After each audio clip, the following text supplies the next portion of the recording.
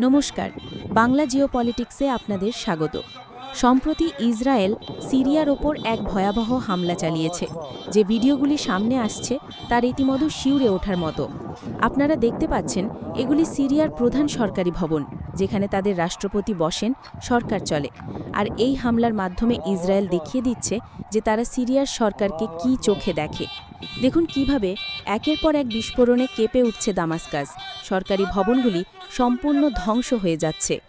কিন্তু প্রশ্ন হলো, ইসরায়েল হঠাৎ করে সিরিয়ার উপর এমন হামলা চালাচ্ছে কেন? এর কারণ বুঝতে হলে আপনাদের একটি বিশেষ ধর্মীয় সম্প্রদায় সম্পর্কে জানতে হবে।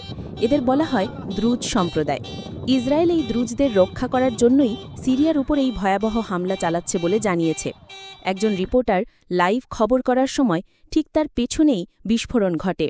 ইসরায়েলের এই বোমাবর্ষণ এতটাই তীব্র যে রাজধানী দামাস্কাসের কেন্দ্রস্থলও নিরাপদ নয়। মানচিত্রে দেখলে সিরিয়া এবং ইসরায়েলের মধ্যে একটি বড় সীমান্ত রয়েছে।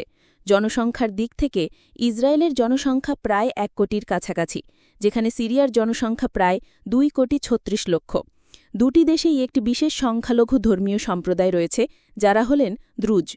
ইসরায়েলে তাদের জনসংখ্যা প্রায় 1.6% এবং সিরিয়ায় প্রায় 3%। দ্রুজরা একটি অত্যন্ত রহস্যময় এবং স্বতন্ত্র সম্প্রদায়। এদের ধর্মে ধর্মান্তরিত হওয়ার কোনো সুযোগ নেই। আপনাকে দ্রুজ হিসেবেই জন্মগ্রহণ করতে হবে। তারা খুব কমই নিজেদের সম্প্রদায়ের বাইরে বিয়ে করে। তাদের ধর্ম মূলত দর্শন এবং আধ্যাত্মিক বিশুদ্ধতার উপর জোর দেয়। ইসরায়েলের প্রধানমন্ত্রী বেঞ্জামিন নেতান্যাহু বারবার ঘোষণা করেছেন যে ইসরায়েলি ডিফেন্স ফোর্সেস বা আইডিএফ সবসময় দ্রুজদের রক্ষা করবে, কারণ দ্রুজরা সাধারণত ইসরায়েলপন্থী। সিরিয়ায় বাশার আল আসাদের সরকার পতনের পর নতুন যে সরকার এসেছে, তারা দ্রুজসহ অন্যান্য সংখ্যালঘুদের ওপর অত্যাচার শুরু করেছে। সম্প্রতি সরকারি বাহিনী এবং দ্রুজ মিলিশিয়াদের মধ্যে সংঘর্ষে বহু মানুষ মারা গেছেন। এখানে গোলান হাইটসের ভূমিকা খুব গুরুত্বপূর্ণ। এটি সিরিয়ার একটি এলাকা যা ইসরায়েল দখল করে রেখেছে এবং এর আশেপাশেই প্রচুর দ্রুজ সম্প্রদায়ের মানুষ বাস করেন। যখনই সিরিয়ার নতুন সরকার দ্রুজদের ওপর আক্রমণ শুরু করে, ইসরায়েল এক মুহূর্তও সময় নষ্ট না করে সরাসরি দামাস্কাসের ওপর বোমাবর্ষণ শুরু করে। এর মাধ্যমে তারা সিরিয়ার নতুন রাষ্ট্রপতিকে একটি স্পষ্ট বার্তা পাঠিয়েছে যে যদি দ্রুজ সম্প্রদায়ের কিছু হয় তাহলে পুরো সিরিয়াকে ধ্বংস করে দেওয়া হবে।